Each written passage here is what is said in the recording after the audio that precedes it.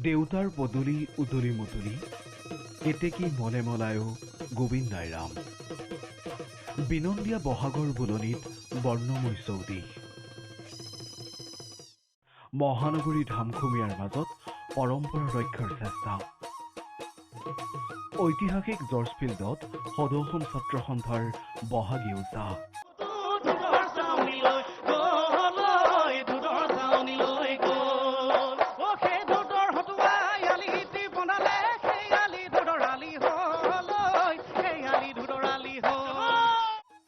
মন পুলকিত কৰা এয়া হেঁপাহৰ ৰঙালী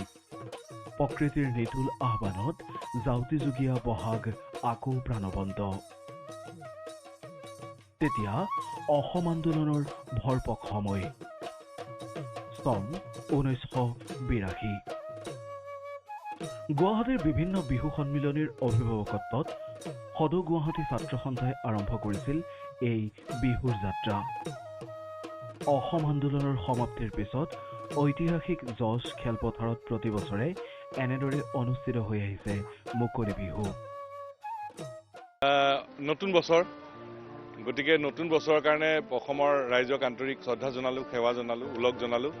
আৰু এই নতুন বছৰটো অসমৰ খিলঞ্জীয়া মানুহৰ বাবে আশাৰ বছৰ হওক আৰু বছৰটো যাতে অসমৰ খিলঞ্জীয়া মানুহে নিজৰ মাতৃভূমিত নিজৰ প্ৰভুত্ব আৰু নিয়ন্ত্ৰণ যাতে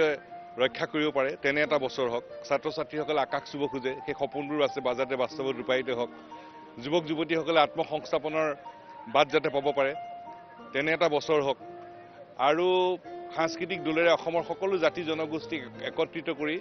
জাতীয় জীৱনক সমৃদ্ধ কৰি যাতে শক্তিশালীভাৱে আমি আগুৱাই যাব পাৰোঁ তেনে এটা বছৰ হওক আৰু বিশেষকৈ এটা পৰিকল্পিত অৰ্থনৈতিক সংগ্ৰামৰ জৰিয়তে যাতে আমি আগবাঢ়ি যাব পাৰোঁ তেনে এটা বছৰ হওক সন্মান কঢ়িয়াই অনা অসমৰ সুযোগ্য সন্তানসকলক তেনে সন্মানীয় ব্যক্তিসকলক ইয়াত সম্বৰ্ধনা জনোৱা হ'ব অসম আন্দোলনৰ সময়ত এইখন আৰম্ভ হৈছিল তেতিয়া আছিল সাংস্কৃতিক শোভাযাত্ৰা আৰু সেই সময়ত ভূপেন দা আমাৰ সন্মানীয় ক্ষীৰকান্ত বিষয়া আৰু বহু গুণী জ্ঞানী ব্যক্তি ইয়াত অংশগ্ৰহণ কৰি নেতৃত্ব দিছিল অসম আন্দোলনৰ সময়ত অসমৰ গুৱাহাটী মহানগৰীৰ সকলো বিহু সমিতিৰ অভিভাৱকত্বত এই সাংস্কৃতিক শোভাযাত্ৰা আৰম্ভ হৈছিল ছাত্ৰ সন্থাই কেৱল আঁত ধৰিছিল কিন্তু গুৱাহাটী মহানগৰীৰ সকলো বিহু সমিতিৰ অভিভাৱকত্বত এই সাংস্কৃতিক শোভাযাত্ৰা উলিওৱা হৈছিল সাংস্কৃতিক শোভাযাত্ৰাই চলি থাকিল অসম আন্দোলন